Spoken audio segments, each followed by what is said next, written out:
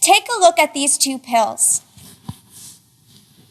Do you notice a difference between them? How about these two? Do you see a difference here? How about these? To the naked eye, these pills are indistinguishable. But at a chemical level, they are very, very different. In each case, the pill on the left is real. It will help you get better. The pill on the right is counterfeit. It will not help you get better. In some cases, it may even kill you.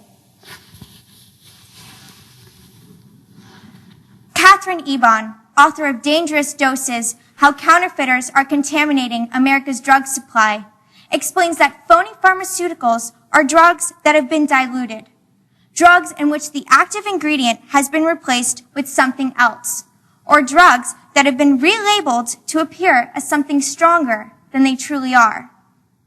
Taking a phony pharmaceutical means that you do not receive the medicine you need to get better, and the results can be deadly. I first became aware of this issue after my younger sister received a phony drug for her asthma last summer. Fortunately, the error was discovered before it caused her any lasting harm. But I've been concerned about the issue ever since, and I did a great deal of research on it for this speech. As a result, I'm convinced that we need to take action now to combat the problem of phony pharmaceuticals. Later in my speech, I'll share with you my plan for curbing the spread of these dangerous drugs. Let's start by taking a look at the problem. Phony pharmaceuticals are dangerous because of the health risks they pose.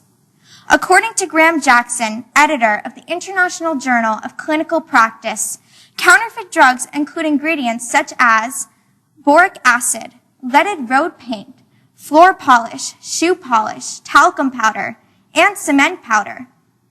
But that's not all. There's also brick dust, chalk, nickel, and arsenic. Ingesting too much boric acid or floor polish can make you sick. Leaded road paint and arsenic can kill you.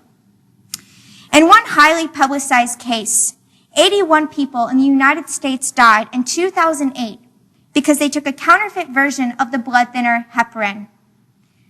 As reported by CNN, the phony heparin was originally manufactured outside the United States using a cheap sulfate that proved deadly.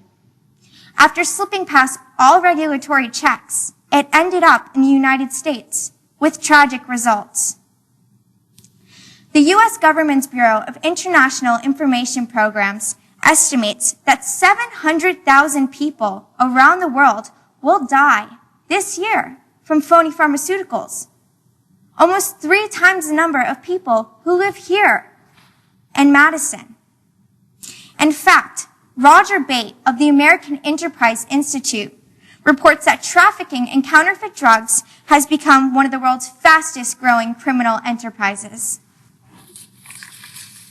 Phony pharmaceuticals are so widespread that they have become big business. The FDA estimates that they will bring in close to $75 billion in revenue this year alone, up from $40 billion only a few years ago.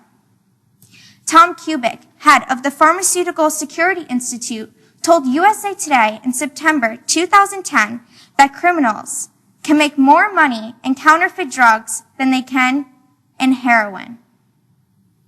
Given the rewards of the counterfeit drug trade, the problem will only get worse in the coming years unless we take steps to bring it under control.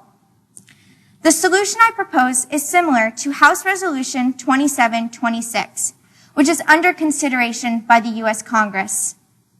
There are 4 steps to the solution. First, criminal penalties for drug counterfeiters should be increased from 3 years in prison, which is the current limit, to no limit at all. If a drug peddler kills someone with phony pharmaceuticals, the punishment should fit the crime. Second, the Food and Drug Administration should have the authority to recall prescription drugs. Right now, the FDA can encourage drug manufacturers to issue a recall, but it has no power to issue a recall on its own. To get phony pharmaceuticals off the street, recall authority needs to rest with a central agency that will act quickly and uniformly. Third, the FDA should be given the resources for spot checking the chemical makeup of prescription medication. We have health inspectors for food. Why not have inspectors for prescription drugs? Fourth, legitimate drug manufacturers should be required to implement track and trace technology. As explained in the New York Times, this technology stamps each bottle and pill with a unique code tied to a secure, centralized database. The code allows pharmacies and distributors to determine whether drugs are legitimate or phony, plus the route the drugs took to get to store shelves. Representative Steve Israel of New York, sponsor of House Resolution 2726, says this bill will ensure that the domestic drug supply chain is secure for every American. It will crack down on counterfeiting and increase the penalties for the outlaws who are compromising our health. The time has come for Congress to pass this vital legislation. In conclusion, phony pharmaceuticals are pervasive and dangerous. By implementing the solution I have outlined, we will be able to control this public health menace. You have the right to know that the medication you're taking is real. You have the right to know that your next trip to the drugstore will be a safe one. And you have the right to know that what you see is what you get.